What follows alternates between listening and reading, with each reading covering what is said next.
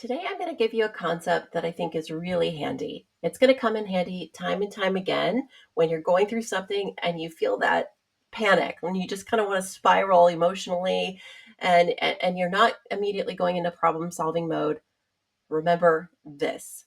So there was a study, a global study done and published in 2015 by Williams and Allen. And what they did is they looked at all these leaders throughout the world. I believe it was around 200 leaders, and they asked them how they were able to overcome difficulties.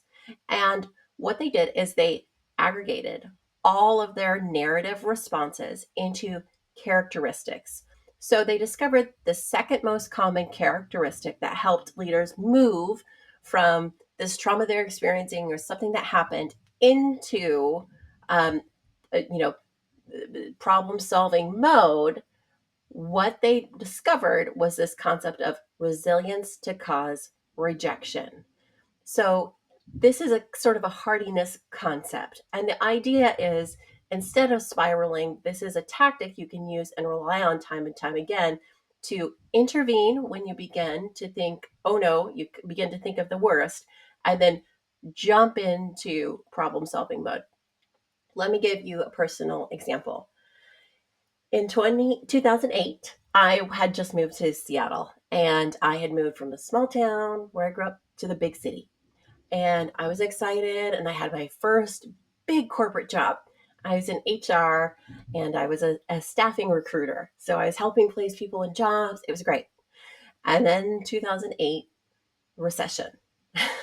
So not only were companies not hiring, they were laying off, and so they weren't hiring recruiters at that time. So I was laid off as well, and I had a new apartment, a new, rental agreement. I was just thinking, oh my gosh, like it's all on me. And I started to spiral, and I thought, no wait, I've got this.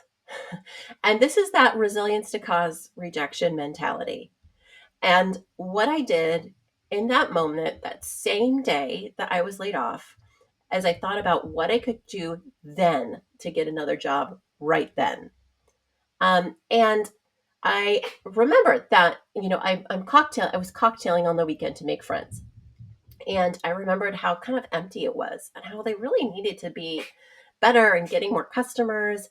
And so I actually called up the owner. There were two owners. One was a silent partner, and one was way more active in the day to day. I called her up and I said, "Hey, I see that you need some help getting customers. I have some ideas. Can I please come pitch you?" I had never done a pitch ever in my life.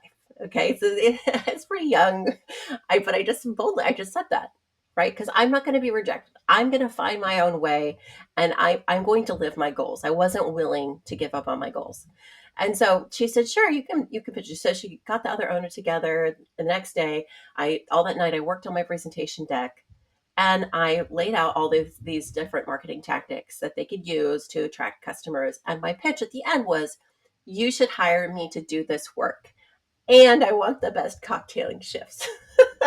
So it would be a win-win because I knew they didn't have a huge budget, but that's what it was. So this is a demonstration, an example from my life where the challenges and trauma I had gone through in my childhood had made me really hardy, and I use this notion of resilience to cause rejection. Of course, at the time, I had no idea about that phrase and the research that has been done about it. But I was able to intervene and just go forth with audacity. And that's what I did. So the next time you have something happen to you, or if you're reflecting on things that have happened recently, consider this concept to use as a tool for yourself. Thank you.